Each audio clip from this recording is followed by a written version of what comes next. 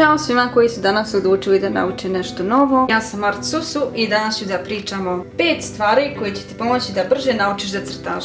Prva stvar, zaprati Artsusu. Prva stvar, crtaj svaki dan. Da, svaki dan. Ne mora to biti 2 sata, 3 sata i ne mora da bude super i završen crtež.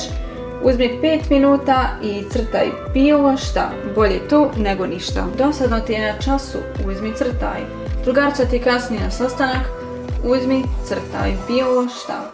I najbolje što možeš da uradiš je da uvijek imaš neki mini sketchbook sa sobom i jednu olovku. Druga stvar, kao početnik nemoj da crtaš sa fotografije.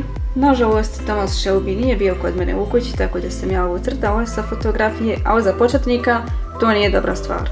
Nego crtaj po živom modelu i uzmi bilo šta. Stavi ispred sebe, posmatraj sa svih strana kako izgleda, kako pada sjenka, šta taj predmet ili osoba čini posebnim i uvijek stavi akcenat na to. Ako na primjer uzmeš jabuku, potrudi se da dočaraš taj prijelaz teksture između petiljke i kore. Čak je super ako je jabuka počela ovako negdje da trune, jer onda možeš da koristiš više linija i da se potrudiš da što više dočaraš teksturu jabuke. Sad kad sam spomenula vrste linija, onda ćemo prijeći na treću bitnu stvar, to su vrste linija. Kada crtaš nešto, uvijek se potrudi da imaš deblje i tanje linije. Evo na primjer ovaj crtež, on izgleda dosadno, neuvjerljivo jer su sve linije u istom tonu i nema nešto što će da ti privuče pažnju. Evo na primjer kako isti taj crtež može da izgleda živo i interesantno, čak i ako je obični crtež u ruke, opet više privlači pažnju nego onaj prije.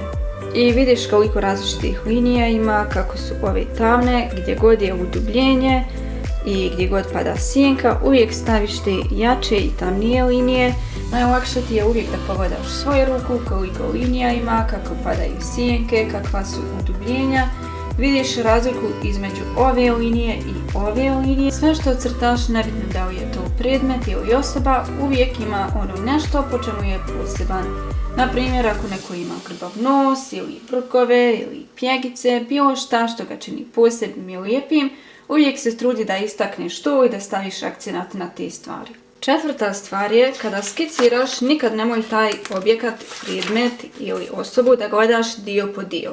Gledaj ga uvijek kao cjelinu i svedi ga na jednostavne geometrijske oblike kad skiciraš. Evo na primjer kad crtaš ruku, uvijek pogledaš koje to geometrijske oblike možeš da imaš u tome. Šta ima ovdje kvadrat, šta je u trapez, šta god. Obilježi me liniju vrhove prstiju. Prste naravno uvijek ovako rasklopim na više dijelova. Uvijek će ti biti lakše da kreneš da crtaš tako što obilježiš gdje se šta nalazi. Nadam se da znate na šta mislim, ali i ako ne znate, ne brinite, pravit ću tutorial sve korak po korak kako da crtate od skice do sjenčenja. Samo nemoj nikad da crtaš prst po prst i da krećeš od nekih najsitnijih detalja jer ćeš onda na kraju imati neku ruku iz černobila. Radije kreni od prostih stvari, geometrijskih oblika jer bar tad znaš da ćeš imati 5 prstiju i da će svi izgledati ok. I peta stvar je crtaj istu stvar više puta. Ako treba da nacrtaš ovu jabuku 50 puta, nacrtaj je 50 puta, ali već oko 35. ćeš vidjeti da tu stvarno liči na jabuku.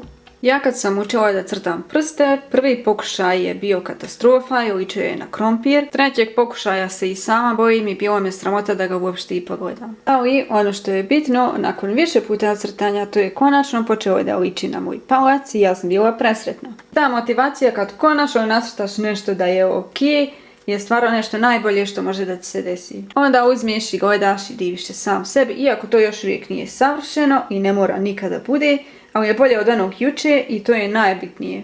Tako da počni danas da crtaš i vježbaš, da za par mjeseci možeš da crtaš ovako. I čestitam svima koji su ostali do kraja videa, nadam se da će vam ovaj video biti koristan.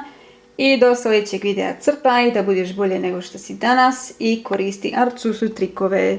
Bye bye!